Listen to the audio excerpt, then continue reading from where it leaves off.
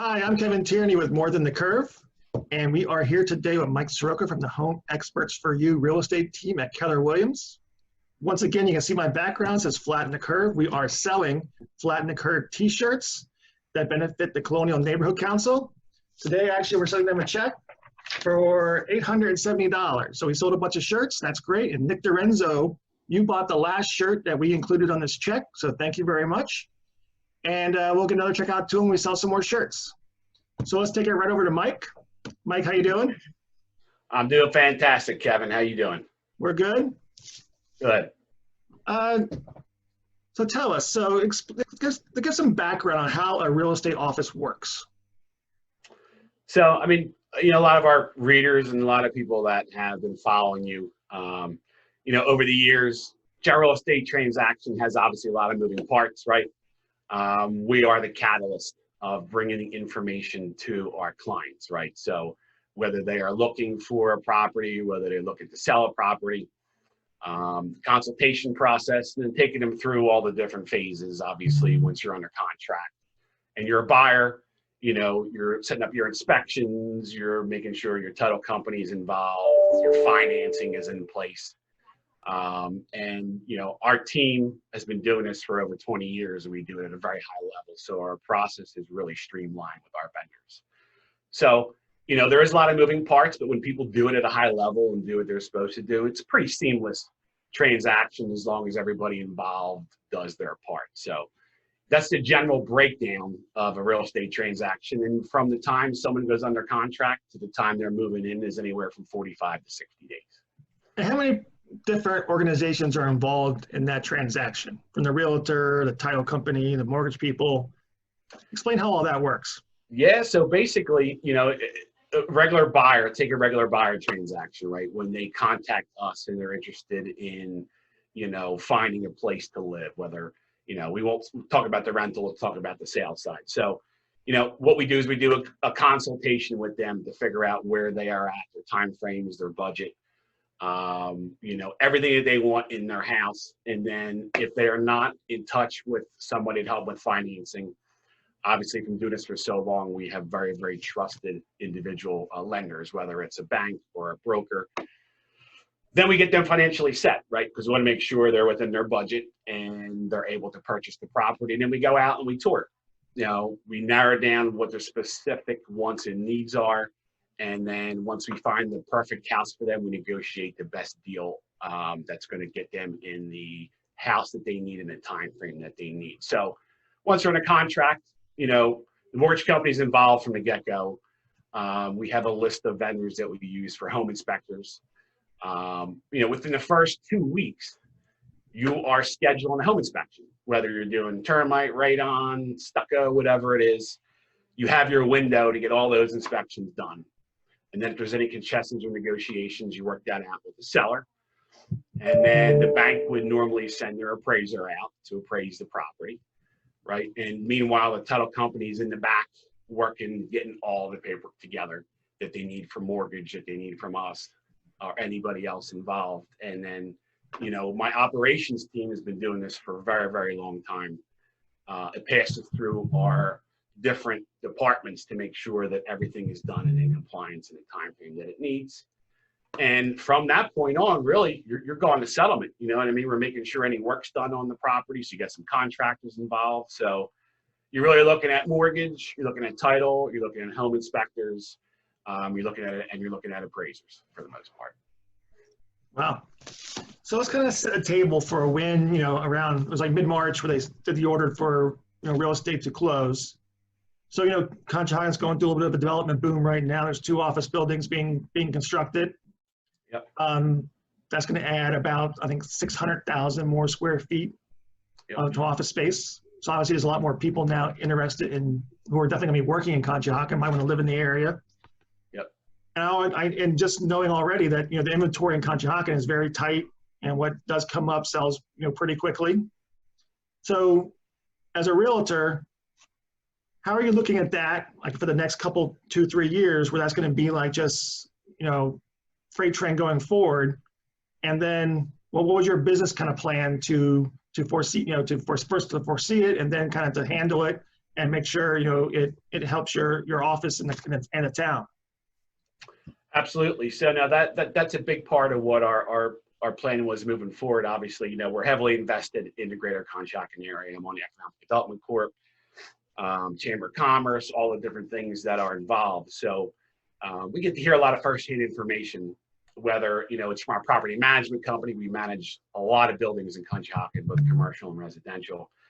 So obviously we're trying to make sure that we have a handle on the amount of people that might be coming in and what their real estate needs might be.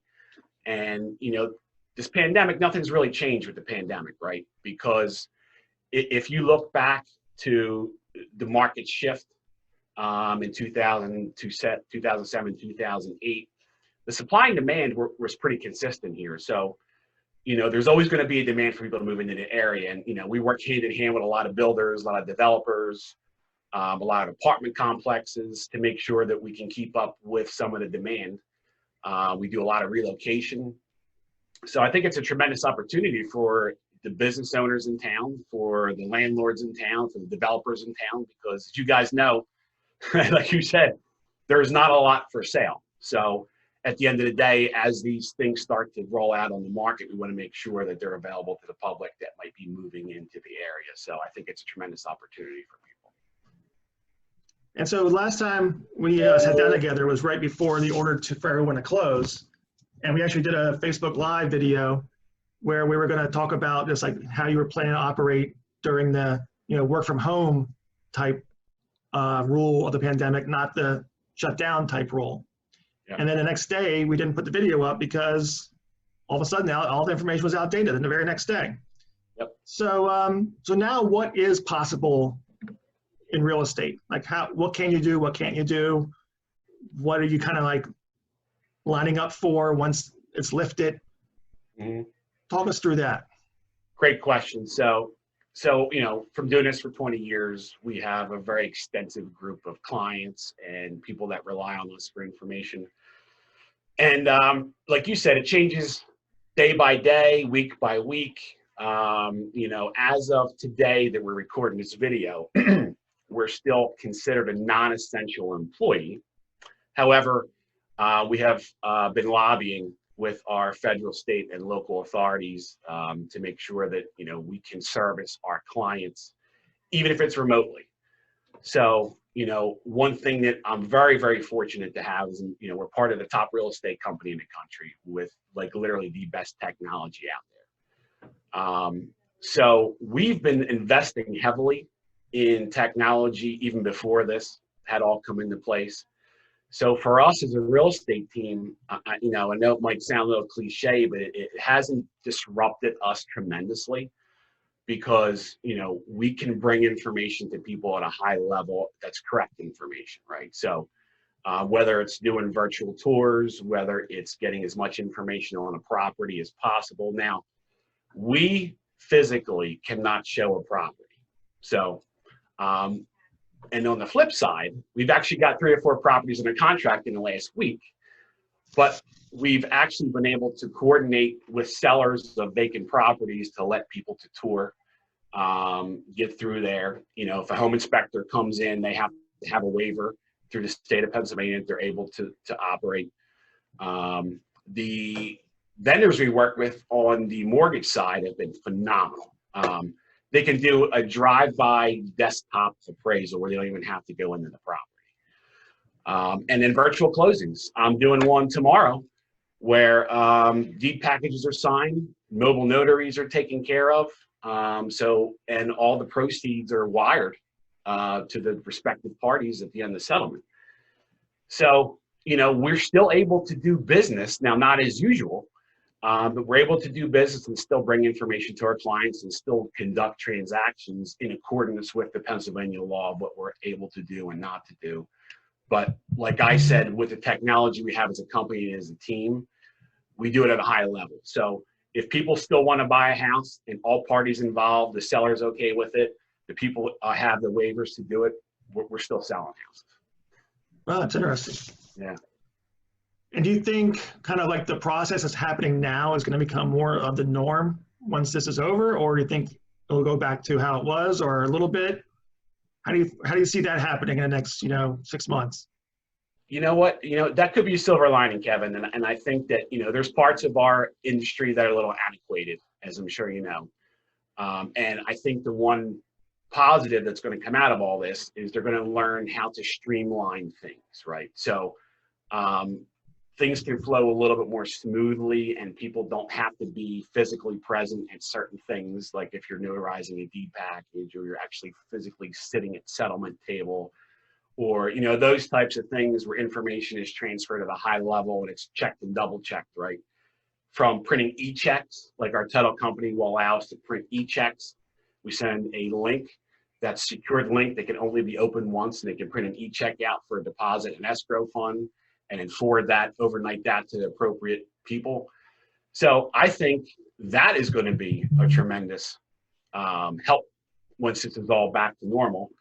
And the technologies continue to go, right? Like, we've invested so much money in technology over the years where this isn't really new for us. It's not affecting us. We're not panicking. We're not saying, oh, what are we going to do? And, I see other brokerages that are either shutting down, or startup brokerages or independent brokerages that just don't have the wherewithal or, the resources to be able to do that.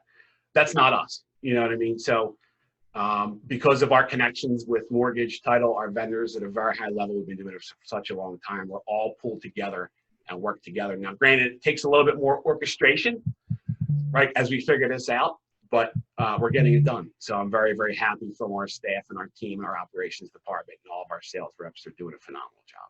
And what's the government's role, I guess, at the end of the transaction to record the transaction, transfer the property, correct? I mean, are they open? Are they doing that? Or is there just like a stack they're going to, on day one they open, and there's going to be a stack there to process? They're figuring out their process behind the scenes. The biggest thing for us is making sure that everything was notarized, right? Because they wanted everybody to be there physically. So the one challenge is some townships are doing use and occupancy permits and some aren't, right? So the boroughs or municipalities have to come in, like, say, for instance, Conshohocken. When I go to sell a property to you, Kevin, and I'm the seller, the borough has to come in and do their, what we call UNO inspection, health and safety inspection, to make sure that the property is safe and healthy, right? And Conshohocken, for instance, is doing a great job scheduling that out and making sure they're able to get through the property when someone's not there and all that kind of stuff. And for some odd reason, if situations occur, there's an affidavit where, the responsibility can land on another party, and then the inspection can be done after the fact. So to answer your question, municipalities are working on helping the process. The courthouse is doing what they can do to make sure that there's not a log jam of stuff. But honestly, from our point, we haven't seen any major breakdowns. It's just a little bit more time and energy. Got it. So, your day-to-day, home life, how has that changed? Day-to-day home life? Well, you know what? I'll tell you what, I'm very fortunate to have a good family to help with the family. And, I'm able to work at my office, which is only 2 blocks up the street. I'm here by myself. So for that aspect, I'm self-quarantined at my office. There's nobody here. So I'm able to still get stuff done with, emails and printer and all my video equipment's here. So the other team members can't be here, but I'm a liaison for them to make sure that if something gets mailed here at the office, or deed packages or stuff gets taken care of. So home life is a little different, but it's allowing me to, as slowed down, it's allowing me to really hone in on our skills, and it's really allowing me to reach out to our people that are in need, right? Some of our clients are upset and concerned and confused, and it's our job to really take the time to sit down with them and talk to them on the phone and do a video call. So, my home life hasn't been that disrupted. It's been okay. We're still able to do what I need to do and spend time with my family. And, I know not everyone's in that situation, but I'm very fortunate to be able to have. Are you cooking or ordering out? What are you doing on that end? Well, I can't cook, so that would check that off the list. My family does have a lot of good cooks, which is nice. But for me, I like to support the local restaurants, right? So We've been doing a lot of takeout locally. I know it's important. A lot of the local restaurant owners are our clients and friends, and we've put a lot of people in these buildings, or they're tenants of ours and property management. So, it's important for us as a team. I know Matt just took out the Serto the other day, and we've been at a boathouse and so on and so forth. So we're trying to support the local business. Have you applied for any of the small business loans, payroll protection? And if you did, how did you find that process? So, great question. We're in a group of high-level business owners across the country that we do a lot of networking with, whether they are medical professionals, CEOs of Fortune 500 companies. And we're on calls with these people, just about on a daily basis to touch base and help one another. So I know that there definitely has been some SBA loans that have already been funded. And they recently, within the last week, allowed 1099 employees to apply for unemployment. So for us, we own all of our entities in LLCs, right? So as 1099, we're able to apply for those SBA loans just in case. Not to say we wouldn't need them, but it's nice to have that there just in case we ever need to tap into that. Because listen, at the end of the day, the people that work for me are the most important, other than my family, right? We're responsible for a lot of people that rely on us to feed their families and pay their bills. So as long as business is coming in, which it is, we won't need to tap into that. But if there is a rough patch in there, I want to be able to have that money that's available. So you have the payroll protection program for W-2 employees, and now for some 1099 employees, which is fantastic. And that money can be used, obviously, float payroll. There's grants, there's $10,000 grants that you don't have to pay back that are available. And then obviously the Small Business Administration made it pretty streamlined to go on their website and fill out information. One thing I want to do, you guys to make sure is that you have your financial information together. They're asking for tax returns and all that kind of stuff. So what was easy for me, and just a tip for everybody listening, is find yourself a good accountant. Right. I have a fantastic accountant and a great banking relationship with the local bank. So that made life for us a lot easier. So if you're banking and you have a good relationship with the bank here in the area, reach out to them. They'll help you through the process. If you have an accountant, they usually have all your financial information together. Use them as a resource, put the application together and apply for it. Even if you think you might not need it, it's nice to be able to have it in case you do. But hopefully, like I said, with us, it's been a good process. We got our applications in, so we'll see how it goes, but it hasn't been terribly difficult. What's the inbound traffic been like? Are people calling you to say, hey, I want to sell my house, I want to buy a house? Is that happening, or is it kind of gone by the wayside, people are waiting it out? No, it is. You know what? We get on calls every morning with our team, right?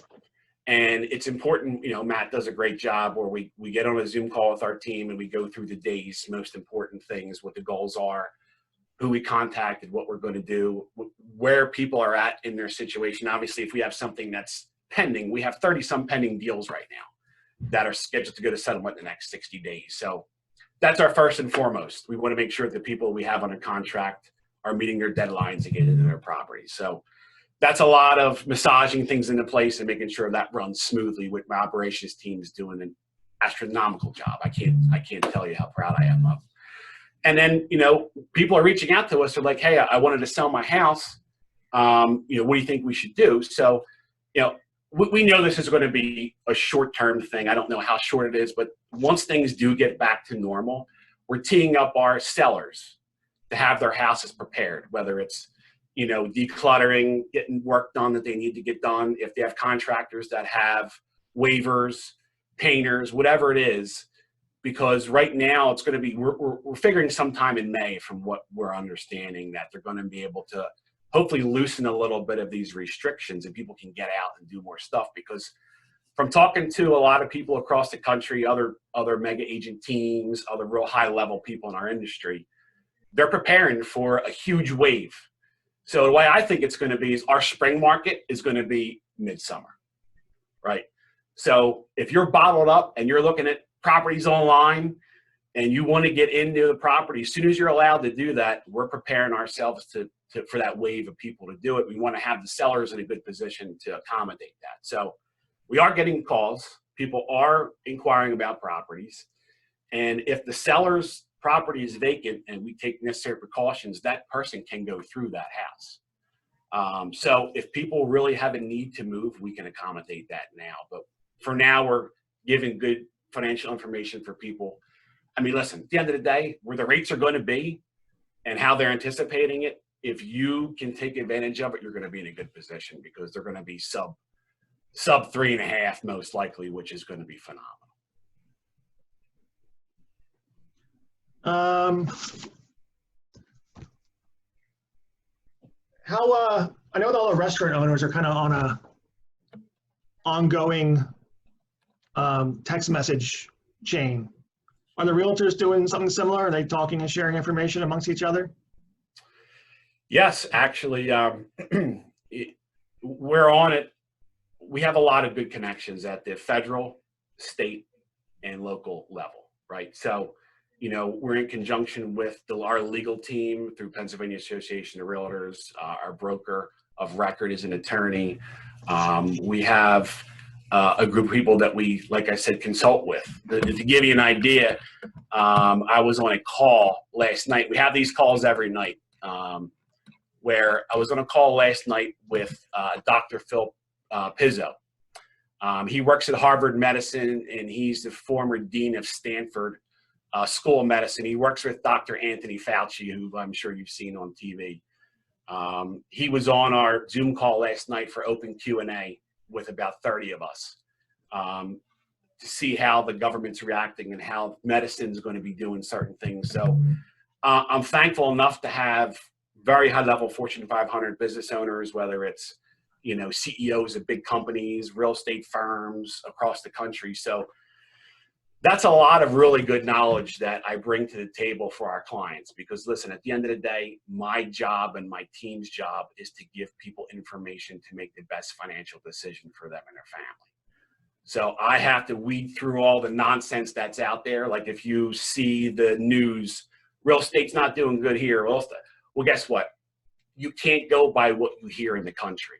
And I'm sure you know this, real estate is so hyper-local that what we could experience here in, say, Conshohocken or Colonial School District could be completely different than what you would see in New Jersey or even Center City, Philadelphia, right? So our job is to take all the information that you're seeing and break it down for people to say, listen, if you look at what happened in 07 and 08 in Conshohocken, right? We never really went down that much because the supply and demand was so good here. Whereas you take other parts of the country like Florida, where they had so much inventory that they had to adjust their prices down, right, to get those buyers that were buying. We shouldn't see that here. You know what I mean? You know, we're working with the developers, we're working with people that are putting properties online, and I think we're going to be okay as far as that's concerned. So if I'm a buyer, right, I'm gearing up. I'm gearing up to get all my finances together to take advantage of the interest rates. And if I'm a seller, I'm teeing up to get my house ready, because once this thing starts to open up, I think it's going to be really busy. Great. Yeah. All right. Well, thank you very much. Do you want to plug in anything while we have you? Yeah, listen, we're you guys know how to find us, right? HomeExpertsForYou.com. We have our property management here in Conshohocken. We have our sales office right here in Conshohocken. We service obviously the whole entire area, but this is our bread and butter, right? So, you know, you can be another realtor, you can be a buyer, you can be a seller, you can be just a person on the street that has a question for their relative, anything like that. You know, we're here as a resource. We're here to educate people. So, you know, Kevin, I'm glad you asked me to do this, because if I can help some people that are on the fence on what they want to do, or just put their mind at ease at certain things, you know, that the world's not coming to an end, right? We're all going to get through this together. And people that are leaders and strong at what they do will always help the people that need help. So whatever you might need, please feel free to reach out. You can always call me directly, 267-544-9911, or info@homeexpertsforyou.com. We're here, whatever we can do to help. we just want to be a resource for everybody. So most importantly, stay safe and stay healthy. Thank you very much for joining us today. Yes. And thanks for everybody watching for our second podcast. Appreciate it, Kevin. Thank you. Thank you. Take care.